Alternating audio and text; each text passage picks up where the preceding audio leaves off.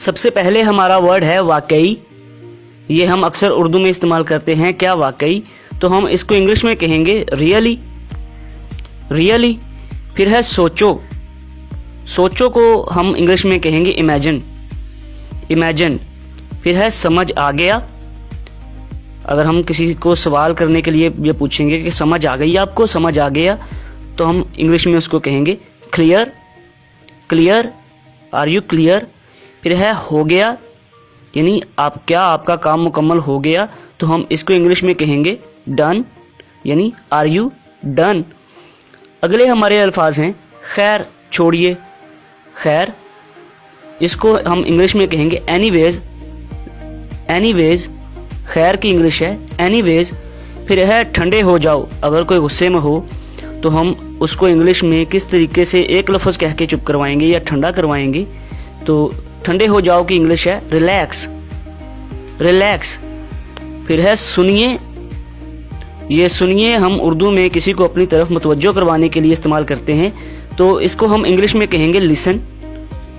لسن. پھر ہے شاندار. جب ہم تعریف کرتے ہیں تو کہتے ہیں شاندار, تو ہم شاندار کو انگلش میں کہیں گے میگنیفیشنٹ. میگنیفیشنٹ. اگلے الفاظ دیکھتے ہیں. ہمارا اگلا لفظ ہے ناقابل یقین. یعنی جب ہمیں کسی بات پر یقین نہ آ رہا ہو تو ہم انگلش میں کہیں گے انبلیویبل.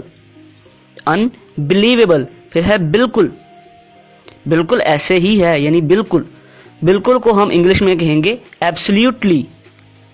ایبسلیوٹلی. پھر ہے کھولیں. کھولیں. یہ ہم حکم دینے کے لیے استعمال کرتے ہیں, یعنی مثال کے طور پر یہ دروازہ کھولیے, یہ دروازہ بند کر دیجئے, تو یہ ہے کھولے کی انگلش ہے اوپن. اوپن. پھر ہے بند کرے. بند کرے کی انگلش ہے کلوز. اگلا ہمارا لفظ ہے جائیں. یہ بھی ہم حکمیہ جملے کے طور پر استعمال کرتے ہیں اس کو, جائیں. تو جائیں کی انگلش ہے گو. گو. یو میں گو. مثال کے طور پر یو میں گو, آپ جا سکتے ہیں.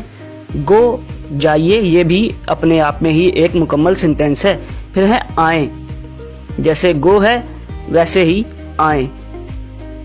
جائیں کی انگلش ہے گو, آئیں کی انگلش ہے کم. پھر ہے چھوڑ دیں. یعنی اگر کوئی غصے پر ہو, ہم اسے کہیں کہ اس بات کو چھوڑ دیں, تو ہم کہیں گے لیو. لیو. پھر ہے رکیں. رکیں کو ہم انگلش میں کہیں گے سٹاپ. سٹاپ یعنی رک جائیے, سٹاپ.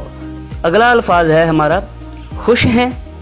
اگر ہم کسی سے انگلش میں پوچھنا چاہتے ہیں کہ آپ خوش ہیں سوالیہ انداز میں, تو ہم کہیں گے ہیپی.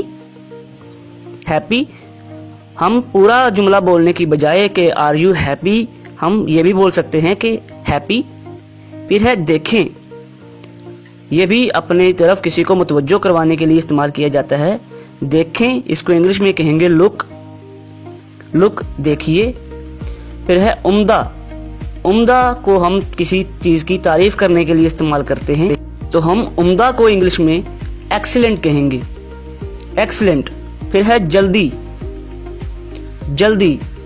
جب ہم کسی کو کوئی کام کر رہا ہے, ہم اسے کہنا چاہتے ہیں کہ جلدی کیجئے, تو ہم پورا جملہ بولنے کی بجائے انگلش میں صرف ہری کا استعمال کریں گے.